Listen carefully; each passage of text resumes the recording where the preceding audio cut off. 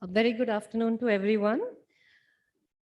Welcome to our esteemed panel of members on the tumor boards. We have 3 tumor boards, and I've made a little bit of a change as to the categories in which we'll be taking these questions. So the first group, which is tumor board 1, has no resource constraints. So you guys are the lucky ones. You get the patients who are like private practice, asking 100 questions, have 10 relatives in the US, have already answered part of their queries. Tumor board 2 is going to be our financially needy group of patients who can mostly be managed in government schemes. So there is a finiteness to the finances here. And tumor board 3 is a little bit tricky. I've just sort of put you in the middle group, which is going to be the routine private practice patient who has a finite insurance policy of say 1 to 3 lakhs, can stretch their finances by raising debt, something like that. So very warm welcome to everybody, especially our panelists who are from outside of Pune. Welcome.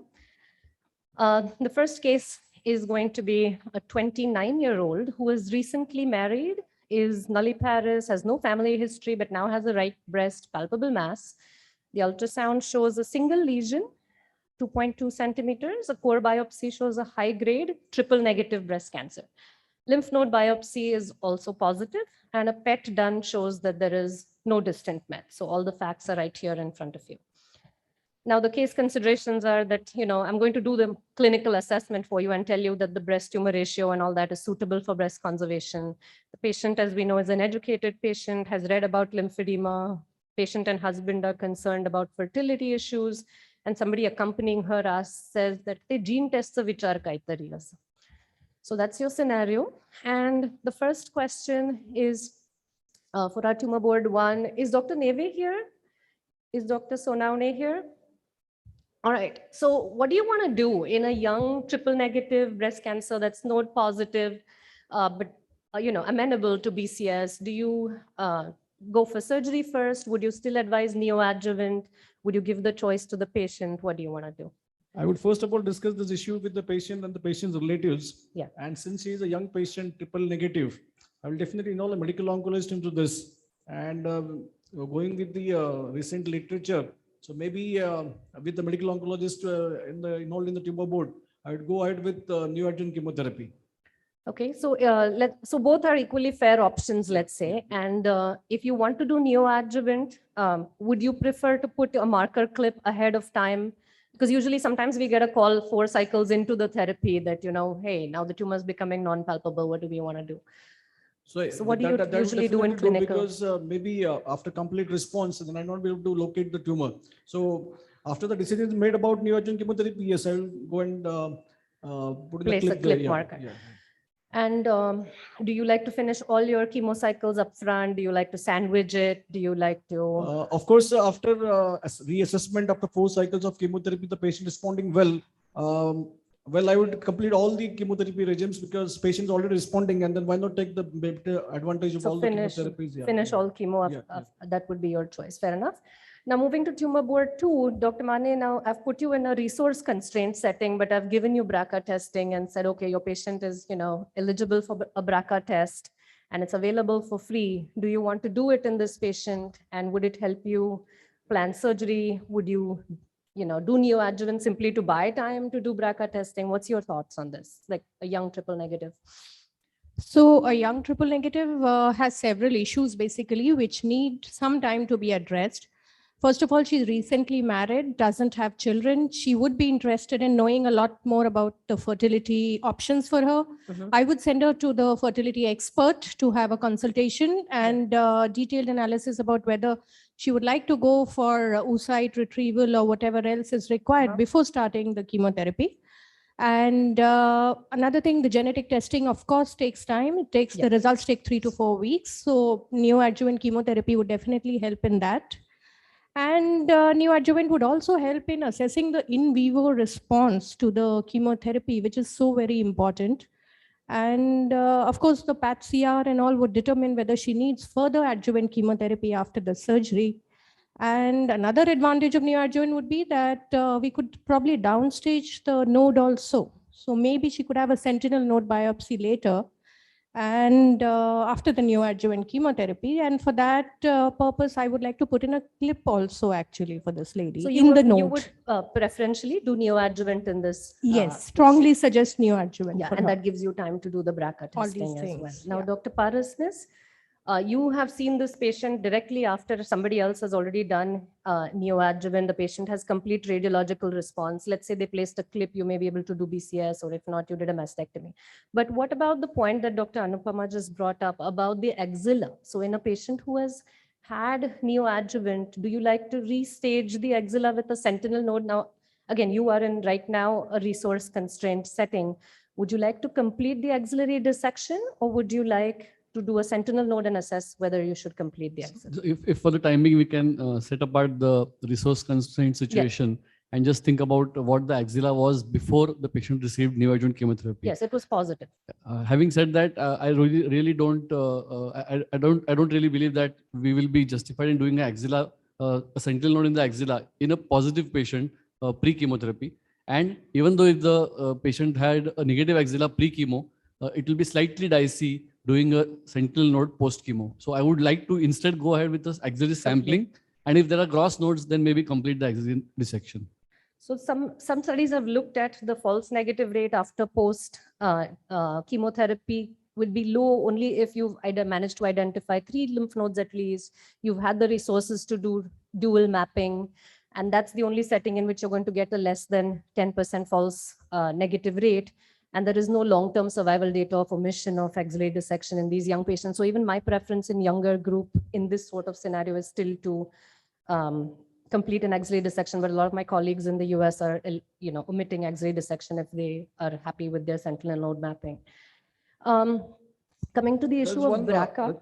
Yeah. Hello, there's one query. Why was Yes. the lymph node biopsied when we already had a breast lesion positive? I mean, is that routine? I mean, why was the lymph node biopsied in the first place? Actually, a lot of us do that. So when we're, supposing I'm doing the core biopsy of the breast and I'm seeing a lymph node that is, say, borderline suspicious, I do a core biopsy or ultrasound guided of the lymph node.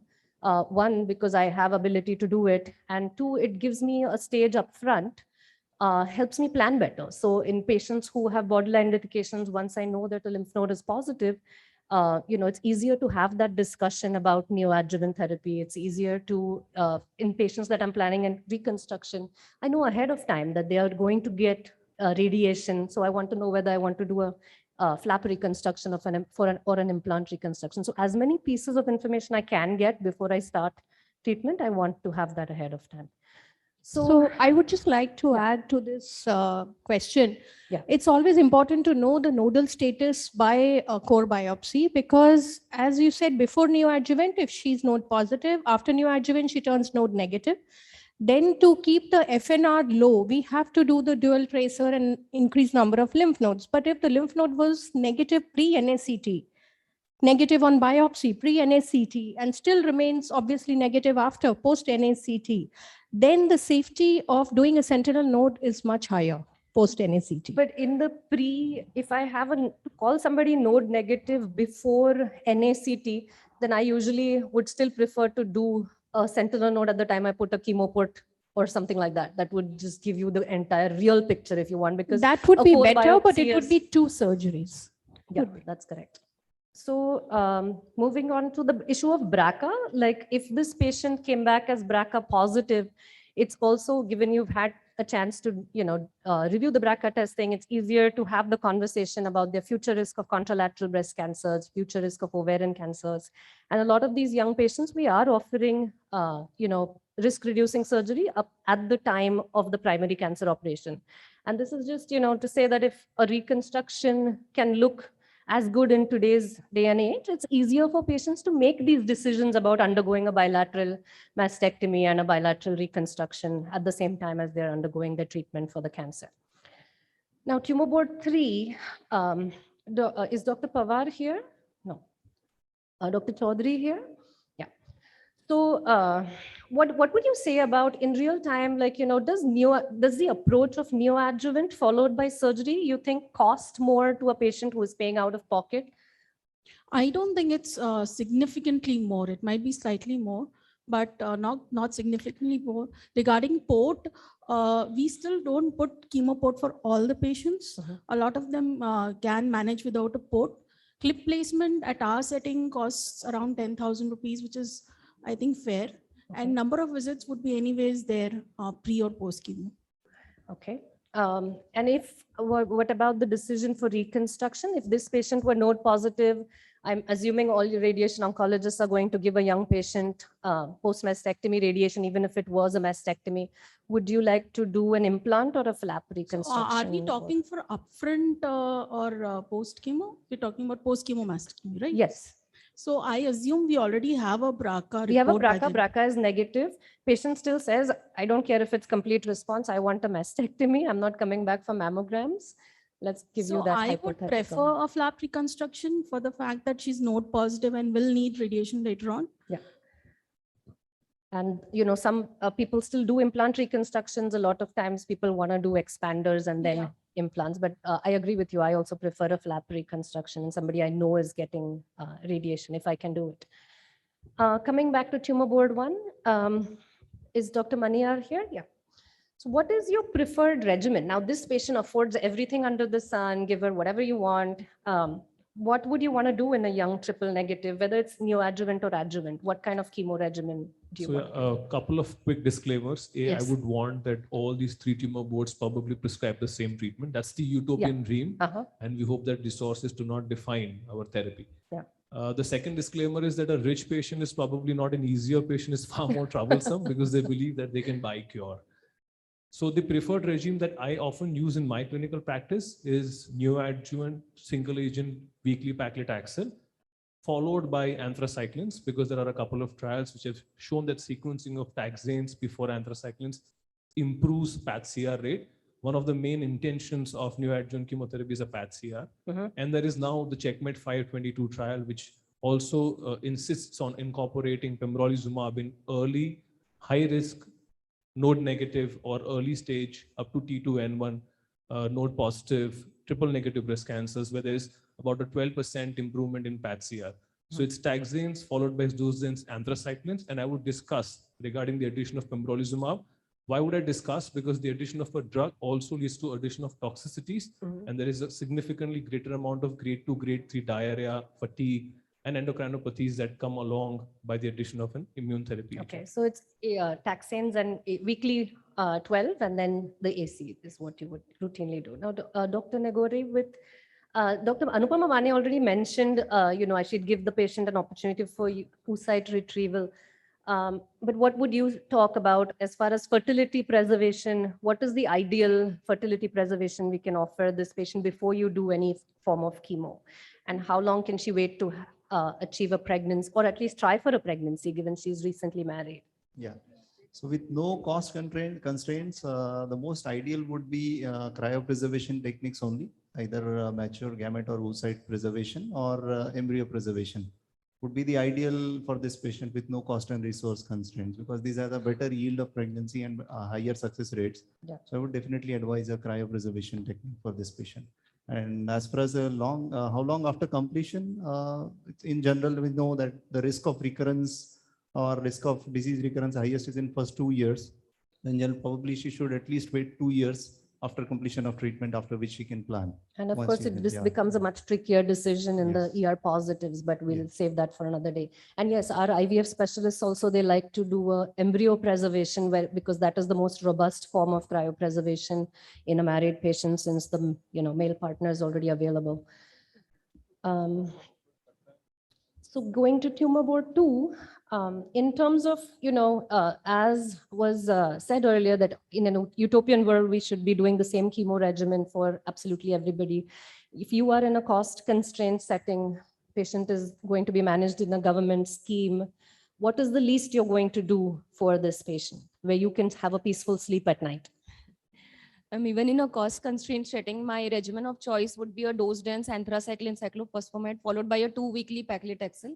So this is not a very costly regimen. It's affordable. Our patient is also young, not much issue of tolerance, and it would give us a good path. So instead of the weekly, you might do the dose Yeah, ma'am, dense that 4 would, plus 4, reduce her and that cost. will Yeah, reduce it would number reduce of her cost. visits and Yes, ma'am. administration charges. Just one point that I want to put forward is that leaving apart the cost setting, NACT is the way forward.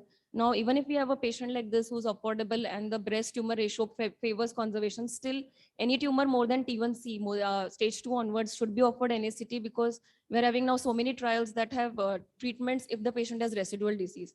So why not give the patient benefit of The NACT prognostic and information in place. the and- prognostic yeah. information, and plus we have treatments In if there is a vivo residual disease. So NACT is the way to go Fair now. point. Now, Dr. Hingmire, do you agree about the point of NACT in this patient, in a young triple negative node positive patient? And if you were in fertility, if you were looking at the fertility preservation in, let's say, a Rajiv Gandhi Yojana patient, what would you do? So obviously, there's no doubt about the NACT approach for young patients, Yeah. even in the cost constraint settings. Mhm. About the fertility preservation, see the function of fertility or the ovarian function correlates equally well with age. Mhm. So not that all age groups will have the same risk of ovarian failure or infertility. Uh-huh. So particularly there are certain studies where patients less than 30 years practically did not have amenorrhea at all. Okay. So for 29 and who doesn't have It might finances, not be as big an issue as Correct. somebody who's 35. but then obviously if patient is not willing or is not suitable for ovum or embryo preservation, then GnRH analogs is an option, which obviously will not take care of the problem entirely, but will reduce the risk of ovarian dysfunction and At fertility. least by 30% infertility. or so. Okay, fair enough. Thanks.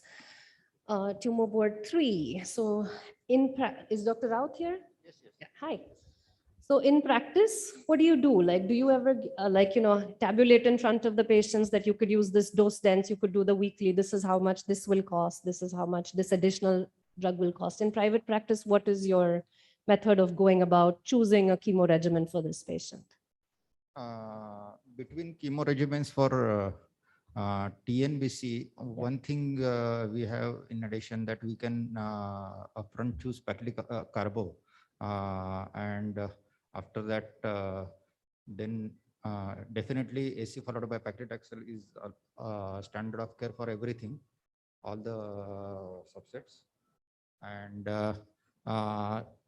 so I don't think that there is much cost difference. Only thing if we are offering paclitaxel and we are escaping anthracycline, then only we can add. But most of my patients, I use the TAC regimen, not only in TNBC, but other breast cancers. And those patients who I'm treating in government schemes, so AC followed by paclitaxel. And if it is TNBC, if I'm the patient comes in NACT, I give everything upfront. And if I'm giving it adjuvant or even NACT, I have the option many times that I can combine carboplatin weekly with weekly paclitaxel. So you would give that option to the Ye- patient? yes, yes. Carboplatin is a And fair option. there is not much cost difference because the molecules are not that costly. So there is not much. That's not going to be a big yes, factor yes, in discussing, yes, deciding yes. on the molecule. Yes, Now, yes. what about the BRCA positive patient? If we knew that this patient was BRCA positive ahead of time, any of you can take the question, Dr. Yeah, so that brings a very important aspect because he's 29-year-old and the report has come as BRCA positive. So we'll not discuss the preventive part. Of course, that No, should be but a choice of chemo drug, regarding- does that change? regarding chemotherapy. So with the data of the Olympia trial, we'll definitely keep in mind the eligibility criteria of Olympia. And in TNBC, it was either no PCR or you had a YP T2 more than or equal to T2 and a N1. So in that subset, you will definitely offer her a PARP inhibitor post completion of anthracycline and taxane. If And, there is no yeah, PCR. Yeah, if there is no PCR or you have got a T2 or a N1. Okay. And also you have got in neoadjuvant setting, you have got the data for talazoparib. And again, PARP inhibitor plus IO, these are all futuristic visions, but definitely they are also coming up in the trials.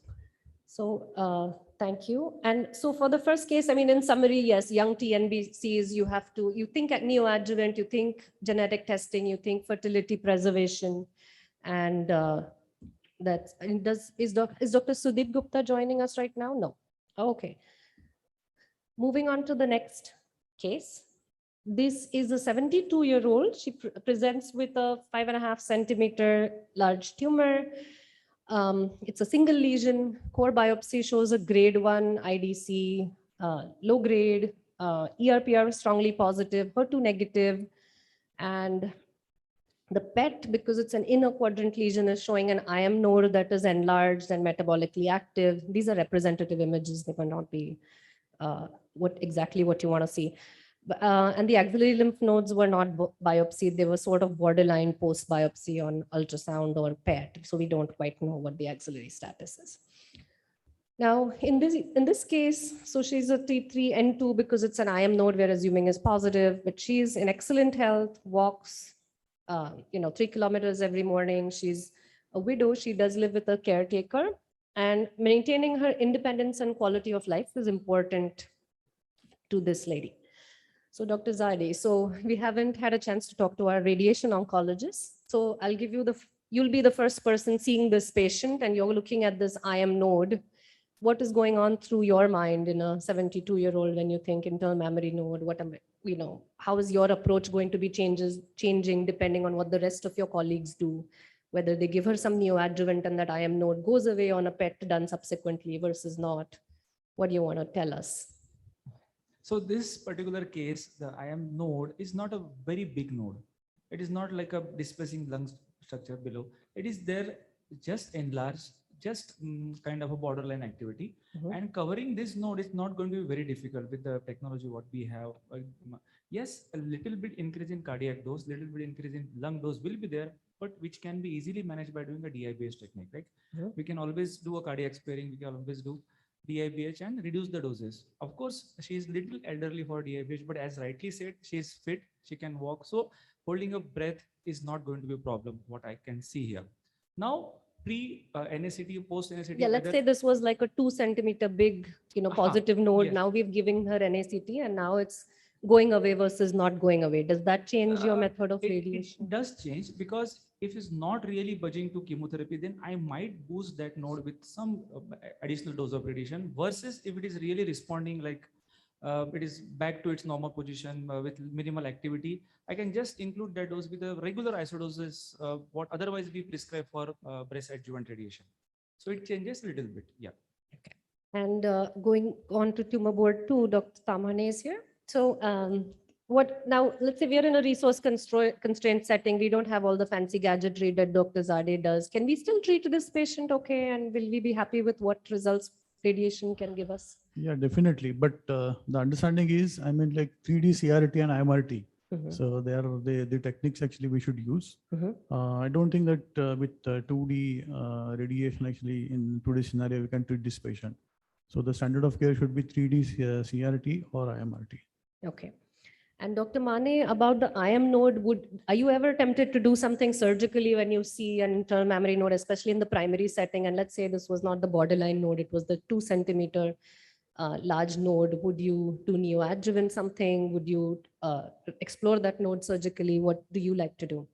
So there's no role for surgical excision of that node, and neither is there any role for sentinel node biopsy of that node or anything else. It does not change the survival of the patient, the surgical treatment of this node, and it would be, I assume, covered by radiation and neoadjuvant. She anyway qualifies for neoadjuvant treatment. So you would do neoadjuvant, you would do your surgery and let your radiation oncologist radiate the IM node and not go after it surgically. Fair enough. So going back to tumor board 1, now coming back to the choice of what neoadjuvant are we going to give her? The relatives have already discussed with some relatives in the US about this Oncotype DX. Is Oncotype DX something we use in this advanced setting at all? If you had all the resources, they had 5 lakhs of rupees in spare change and were asking you, do you want this test? Would you get it? Yeah, basically these molecular predictive assays, they have been designed for, say, early stage adjuvant settings, basically. But there is some data, investigational data, where they have tested this recurrence score to assess the patients who can just get away without chemo, or the patients who can have more response with neoadjuvant endocrine therapy. There is some data for recurrence score, but it's still investigational. But considering this patient was already very fit, she's walking, no cardiac comorbidity, N2 disease. Probably this remains an investigational approach. I think. So would you do neoadjuvant chemo in this patient? Yes. Okay. Yes. Dr.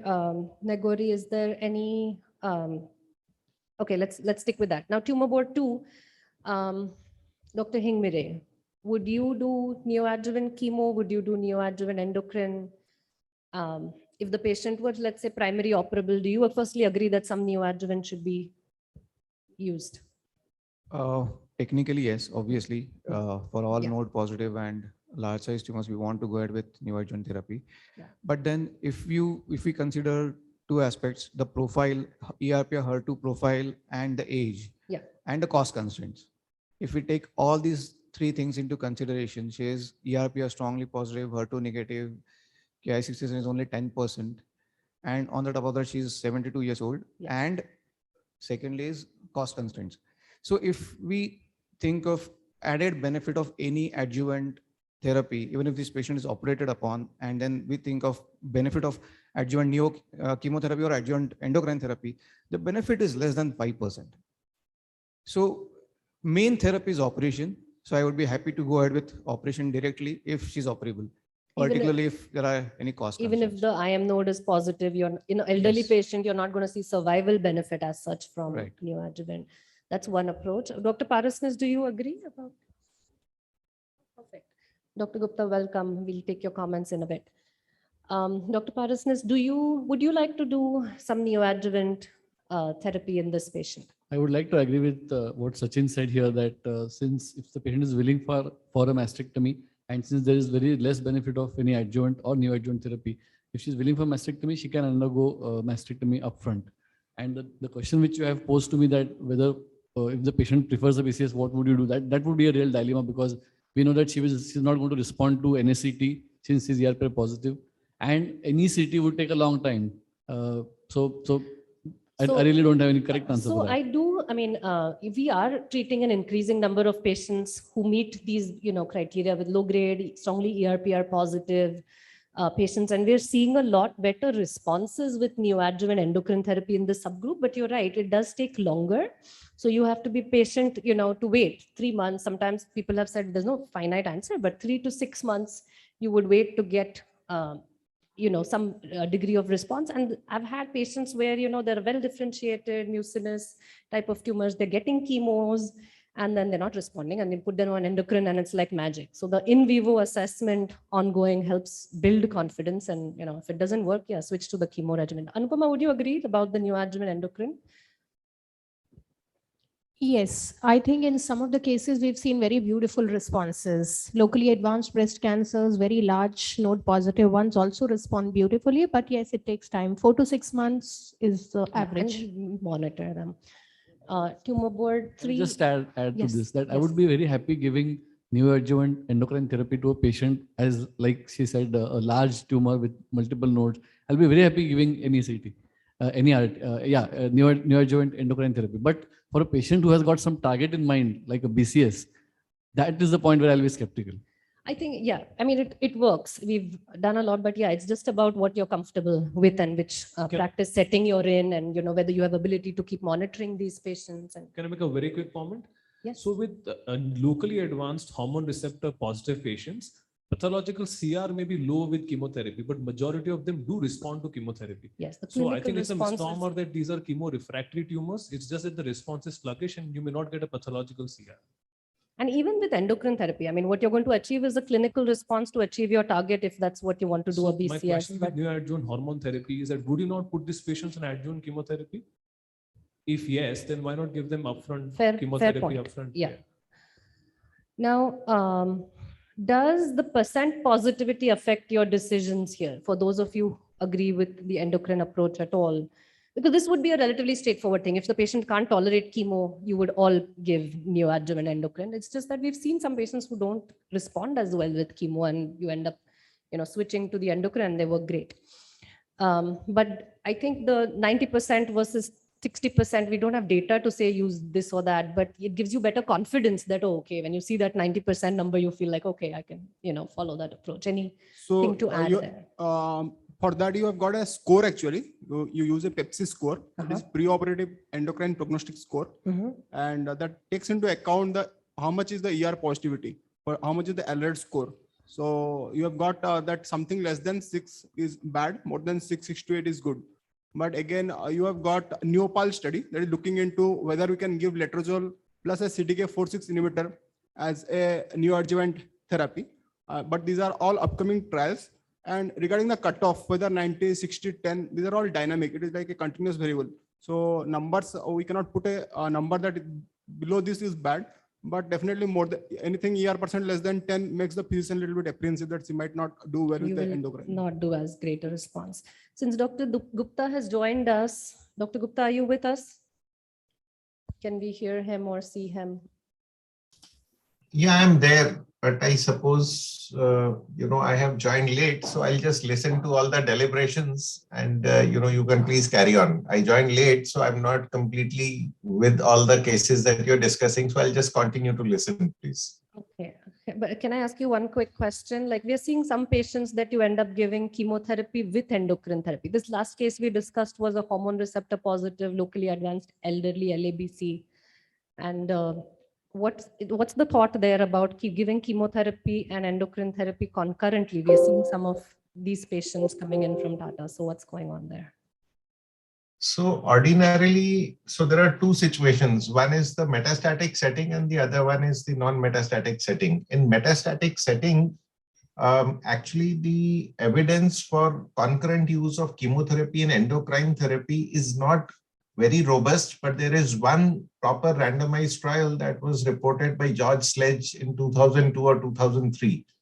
And actually, he did show that the use of concurrent chemotherapy with concurrent endocrine therapy with chemotherapy improved the progression-free survival, but not the overall survival.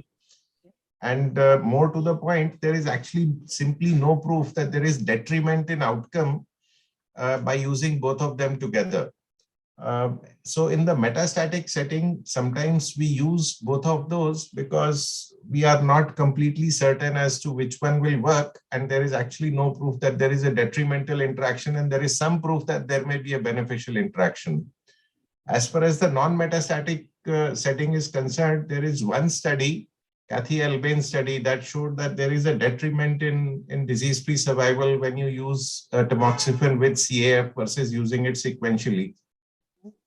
But that's the only study that has shown a detriment.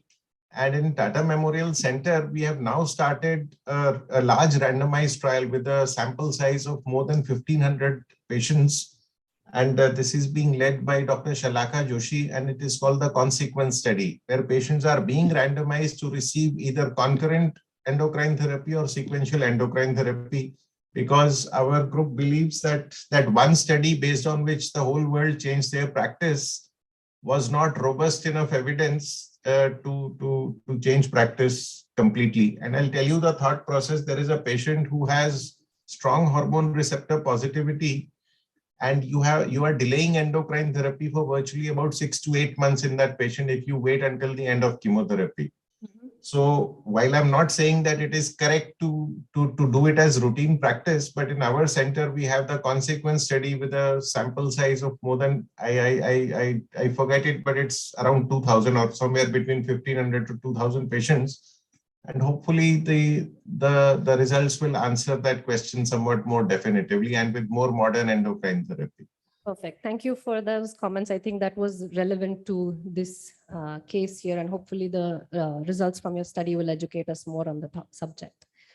So third case is our last case. And now we have a 45-year-old. She comes in with Paget's disease of the left nipple. She has a central tumor, and there is a fairly large 3.5 centimeter mass of axillary nodes. And the core biopsy has shown a grade 2 IDC that's HER2 positive.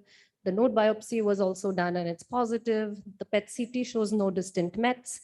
And let's say on behalf of all you 3 tumor boards, we have agreed that we are going to give her an ACT. So coming to tumor board 1, what chemo regimen would you use? No resource constraints for your group. So what's your preferred chemo and neoadjuvant HER2 positive? TCHP, 4-drug therapy. So dual antibody. Dual anti-HER2 therapy. tumor board 2, what would you at the least do in a Rajiv Gandhi type of It's setting? a difficult situation because trastuzumab is not available in most of the government schemes. Yes. So I'm facing this situation because I work in a medical college. I try to counsel. What we do is incorporate chemotherapy part in the government scheme, and trastuzumab we try to counsel the patient, but only 50% of them end up getting the trastuzumab. So if they are willing, definitely TCH. Okay, at least TCH is Yes, what at you would do. least. Yes, ma'am. I six try to cycles. counsel for TCH. And Dr. Raut, what would you do in routine private practice for this patient? With some finiteness to the financial private resources she has. So is it TX or T4? This patient, no. So the Paget's alone does not make it T4. So let's say this is T2, N1, and she does have Paget's. So it's not T4. So tumor size is not accessible. No, it's 2 centimeters. Actually, it's 2 centimeter, but then definitely if it is HER2 positive neoadjuvant trastuzumab with chemotherapy, and if I see that Paget's interfering with my staging, then I will directly upfront surgery. Okay, so what will be your drug of choice as far as the chemo is concerned? In HER2 positive neoadjuvant? Regimen? Paclitaxel. Paclitaxel 12. And then you would give her AC later? Yes, standard adjuvant chemotherapy. Okay. Now, let's say we gave her neoadjuvant, and coming to the surgeons in the group, if the tumor is a residual 2 centimeter retroareolar, the Paget sort of has resolved, there's still a small axillary node palpable. Yes, we said that, okay, most of us will complete the axillary dissection part of things. For the breast, can she still get BCS? Would you prefer a mastectomy? What do you want to do? Yeah, so I think exactly what you've shown, central quadrant BCS with maybe a Grasotti flap, and definitely completion ALND. Okay. Dr. Mane, either of I those? would agree. If the patient is willing and wants a BCS, then definitely BCS can be done. And axillary lymph node dissection, there's no role of sentinel node biopsy here. Okay. Anybody else have a different opinion? My patient calls up some relatives in US, and she gives a kind of a response that you can go ahead with the bilateral mastectomy with implants, because that's a common scenario which is done in It's US. very common, right? Yeah, So in my that's- fellowship, the most common operation I was doing even in non-BRCA patients was bilateral mastectomy with reconstructions. That's America, and it covers it for you under insurance. But so but if that's the answer that I receive, so is it feasible to do in our kind of logistical? I mean, because I have a lot of other people practicing out here, so I will be criticized in that particular way. If I So do a it's- mastectomy in a patient, in a bilateral mastectomy in such case. So contralateral mastectomy, when we are counseling the patient, they have to know why they're doing it. So there are patients who are simply doing it out of the anxiety, thinking that my right breast cancer is going to come back in the left, and they have to be counseled about that not being an advantage. The most common reason women were doing it in the US was not oncological, it was purely symmetry. And one argument was, if one side has a mastectomy, I don't have to come back for mammograms for that side. So if you just replace the other breast for me, and if you're making it look as good, I might as well ask my plastic surgeon, I want a size bigger or smaller. So the thought process was very different when it comes to that. But here, we are kind of like, we are using BRCA testing. And then if the patient actually would benefit from those are the cases we are doing most of the bilaterals, not routinely. But when I was at MSK, I saw even though patients are BRCA negative, patients, and I mean, in fact, a lot of cases where BRCA negative and still bilateral mastectomy was the routine norm in most of the OT theaters. Yep. Now, let's say come back to the point of your surgical patch shows residual disease with whatever chemo regimens you've chosen. Now, what would you do in the adjuvant setting? So coming to tumor board 1. So this is patient who can afford TDM1, then definitely after NACT, if the patient has received taxanes and anti-HER2 directed therapy and still have a residual disease, then definitely now we have a clear evidence with the Catherine trial that there is an advantage of invasive DFS with the TDM1. So if she's affording, definitely I'll go for TDM1 in And adjuvant setting. how is that usually given? How many weeks? 14 cycles. Okay, and so Dr. Zade, you can complete the radiation in parallel. What do you do? I mean, I know in the trials, they left it up to the institutional protocols. Basically, I'll allow all chemotherapy cycles to be over first, then add my radiation, and whatever targeted therapy or say adjuvant non-chemo like systemic therapy is there, that will continue. But I'll finish all chemotherapy part first. So what do you treat TDM1 as in this setting? So let's say the patient underwent neoadjuvant, finished your weekly PACLI, finished your AC, underwent surgery, now needs radiation. So radiation is Do you there. finish the radiation and then let her continue TDM1 in parallel? Okay. Now for tumor board 2, Dr. Hingmere, what would your choice of drug be here? Is there anything you can give this patient? What about if she's just taken TCH in neoadjuvant? Now you're seeing her, she has residual disease, even in a limited financial resource setting, is there something you still want to do for her in the adjuvant? So obviously having a residual disease after your completion of all your neoadjuvant therapy is something which will correlate with a higher risk of recurrence. And we want to do something more to these patients. That's the philosophy of changing over to TDM1. And then obviously that's not going to be feasible in this particular case because of finances. Then the option left with us is obviously one is the standard of care is continue only with trastuzumab. Yeah. And try to push it as much as you can. Possible. If that's, again, there would be no evidence for that, but then she's not received anthracyclines. She's not going to go for trastuzumab either. There's no, it's kind of a philosophical kind of a plan for her, giving her anthracyclines. But then I would say only trastuzumab to continue as much as possible because she's already received. Does that beat mean that we're out of time? Yes. Oh, sorry. Sorry to have ignored it.